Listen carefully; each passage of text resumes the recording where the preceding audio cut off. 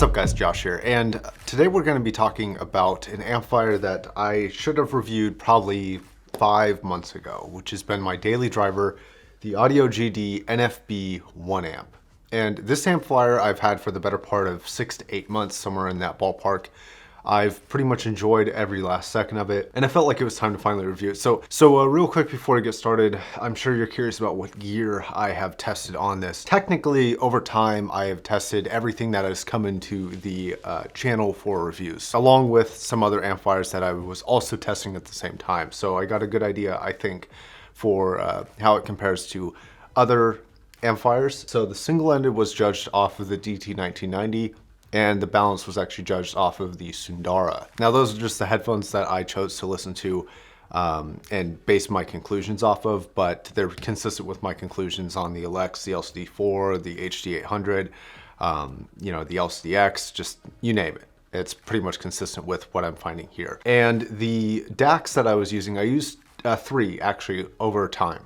So I used the Soakers 1541 at one point. I really enjoyed that. I used the Grace S DAC. Love that DAC for an RCA DAC. It's awesome. I have no complaints whatsoever. And currently I'm using this, which is the Topping DX7S balanced DAC. And I enjoy that a lot as well. So for this review, it was judged off of the Topping. Okay, so first let's talk about the build.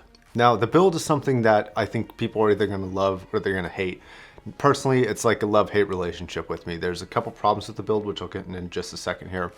Overall though, as you can see, it's a big device. I think it weighs about 14 pounds. It measures 15 inches by 9 inches by I think about 3 or 4 inches tall. It's pretty big. Now it is a metal chassis. It's metal all around. It's very solid feeling. I don't have any complaints regarding the build quality, other than perhaps that the top metal plate is something that will scratch a little bit easy. And since it's just covered in black paint, it does feel kind of silver underneath. But the sides and the front don't seem to be as susceptible to scratches, which I guess is a good thing, but could be a little bit better. Now there is a blue LED panel on the front, which is one of like the key visual features of it. And that displays your output between pre-outs and your headphone output. It also displays your input selection between 1 through 5 and your volume on low gain between 0 and 99, and on high gain it's between 0 and 63. Now we'll talk about gain in a little bit. Now regarding the inputs, there are actually 5 inputs in here. And I'm going to read this because I don't want to forget anything. There are 2 RCA inputs, 2 XLR, and 1 mini XLR input. And regarding the pre-outs, there are 3. There's an XLR, a mini XLR, and an RCA pre-out out to back. Then on the front you have a 1/4 inch locking output and a balanced locking headphone output and a volume knob. Now if I had one like perfect world scenario, one thing that I could add to this that I would feel like I would really enjoy would be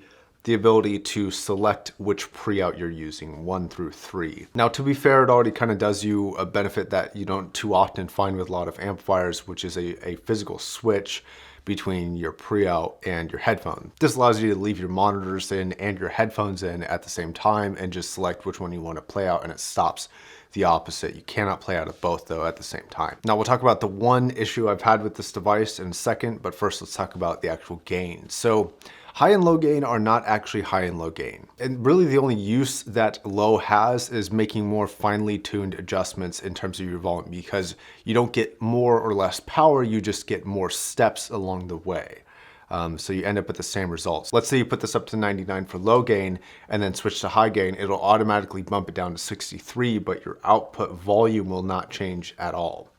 So you end up with the same result, it's just 2 different ways of getting there. Now you may be asking, why would you want the low gain anyways? I guess if you were using really sensitive headphones or IEMs, you would want to use a more sensitive dial, especially because the actual volume gain and output power of this device is an exponential growth instead of a linear one. Now, what was that issue that I was talking about? So this is the only weird thing that it arrived to me like this. It was dealable. It hasn't gotten any worse. I don't know why it's doing it though. Perhaps somebody could enlighten me in the comments down below, but it doesn't seem to be getting any worse. So the issue that I have with this device, when you first turn it on, it kind of skips around, and sometimes it'll go up a couple, sometimes it'll go down a few, sometimes it'll go up, down, for about 30 seconds.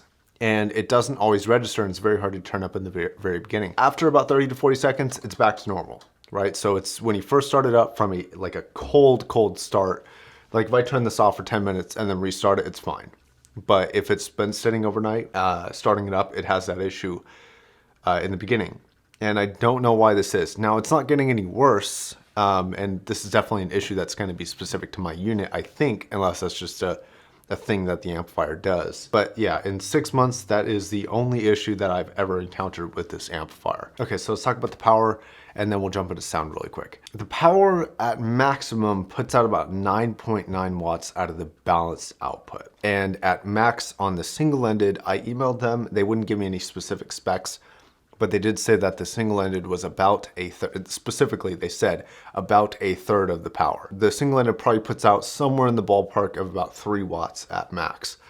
I'm personally very happy with the output power of both. I find both very, very enjoyable and very useful. Now, obviously, if you're running something like the HE6s, you want to use the balanced output. Other specs on their website is like 40, and for some reason they don't use 32, 50, or 150 ohms like a lot of other places do, but the power output at 40 ohms is about 8 watts, at 100 ohms about 3.5 watts, and all the way to 600 ohms is about 600 milliwatts. Now, unfortunately, one of the complaints that I do have about this device is actually finding information about it. There's very little online. I don't know what the output voltage amount is. I also haven't seen any measurements of this headphone outside of Audio GD's own measurements. All right, so now let's talk about sound. I would almost describe this as being a very, very, very slightly warm amplifier. Just ever so slightly. Just very slight, very minor. Just a slightly warm tilt past neutral. I attribute this to the reason, or I attribute the reason why I enjoy this amplifier so much to that fact.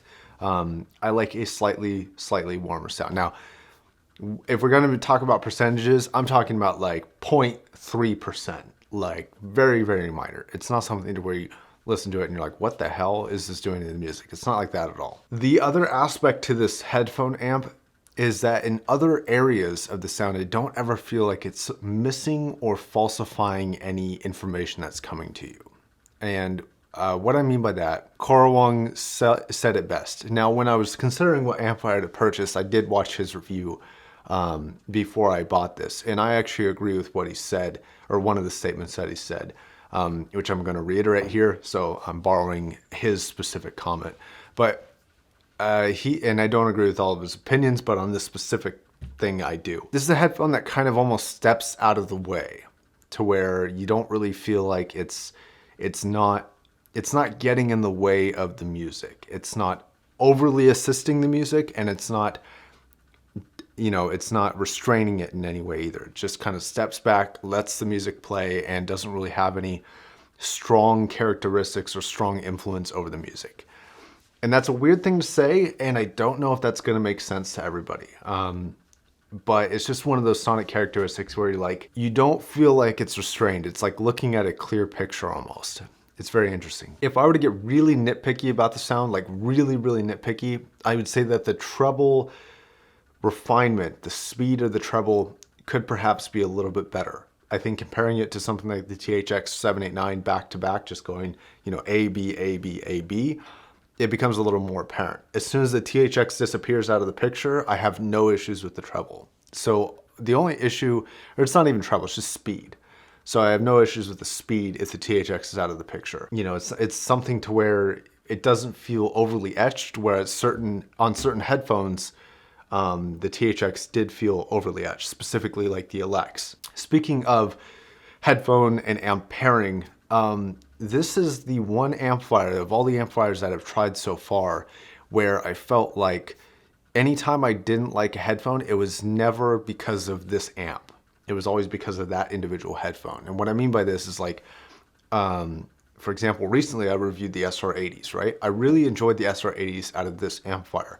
But as soon as I put them on the Jotunheim, I don't like the SR80s that much. And as soon as I listen off of the topping out of the SR80, I like it. But whatever the Jotunheim is doing to the SR80, due to the Jotunheim's characteristics, I don't enjoy. Even playing the SR80 out of a phone, I enjoyed more than on the Jotunheim. So that's something to where it's like, yeah, the Jotunheim's great for certain headphones, not for this one.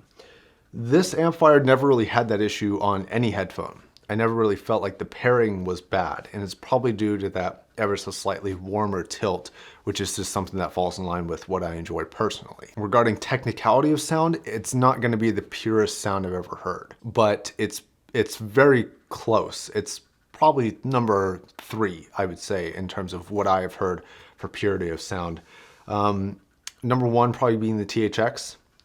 I know you're probably tired of me mentioning it. Number 2 is probably going to be that Socus 1541, but there's a power discrepancy there. I didn't feel like it was, like this obviously has a ton of power compared to that Socus, but I felt like that was pretty dead neutral. I enjoyed that amplifier a lot. And then this, but the THX is kind of an outlier in a sea of amplifiers, and the 1541 is a $1,500 DAC amp. So you would expect it to be pretty good. So single-ended versus balanced headphone outputs. Since I complimented them, I guess I'll balance that out and neutralize the compliment with something that I do disagree with him on. Being Carl Wong, regarding the single-ended output, he said it didn't sound that great, or that the balance sounded better. To me, it's really hard to compare because you're talking about different volume outputs, so it's hard to test A, B, A, B, A, B. And I didn't notice as quickly as I could adjust the volume, I didn't notice a degradation or a quality change from the single-ended to the balanced. That could be my error. I'm not saying that he is wrong. I'm just saying that for me, it's very hard to test that. It's nearly impossible for me to do an apples to apples comparison just because of the volume difference. So I would recommend everybody taking that statement with a grain of salt on his end and on my end. And it's not like comparing 2 amplifiers where you can just unplug and unplug. You have to use the same headphones, swap the cables, adjust the volume, and then try and match as best you can. I think it's going to be very difficult. And even if you had the same exact headphone, you'd have to unplug one, plug the other one back in, still adjust the volume. So it's not going to be very, very quick. And I think that difference in quickness can change a lot of your opinions, or my hearing's just not strong enough. I don't know. So I think that's going to wrap it up for my official review portion. Now on to the owner's perspective bits about things that I noticed over time with this. So if you haven't seen me talk about it already, I am selling the NFB-1AMP, and I think I've already found a buyer. I'll make a video asking if anybody wants to buy it if that deal falls through for whatever reason. I'm very, very complimentary of this thing. Outside of the volume, I have not had a bad experience with this. I thought heat was going to be a bad part of it when I first got it. Wasn't an issue. Used it in this room all through summer, and I didn't have an issue with it at all. And singularly, the only reason why I'm getting rid of it is because of the size. It's long, it's kind of awkward to deal with. It doesn't fit in many places. It takes up a huge portion of my desk, and one of my kind of 2019 goals is to kind of downsize and make room for newer things. And there are other headphone amps that I think are maybe not better for enjoyment, but things that I want to check out and maybe review. And it's always nice to get new gear. And so it's just time for me to pass this on. But honestly, for 6 months, I've never had a bad day with this thing. I've really enjoyed it. So yeah, I'm gonna be sad to see it go. I think it's a beautiful design. I like the industrial design with I like the size of it. It's difficult to live with on a day-to-day basis. It's something that that I'll miss. I guess that's it. I mean, the price, the power output, the input selection, and having all the pre-outs that you can have, and just the versatility of the machine has just been really, really enjoyable. The only caveat I have to it is the build. It's gigantic and it's heavy, and that 15-inch mark, that doesn't even account for the extension of the cables in the back. With those XLR cables out the back, you're probably looking at about 18 inches of total length, and that's a lot. So yeah, I think that's gonna wrap it up. Thanks very much for watching. If you wanna help support my audio endeavors in purchasing and shipping and all that fun stuff, consider supporting me on Patreon. I'd really appreciate it. And I guess until the next video, my name is Josh, signing off.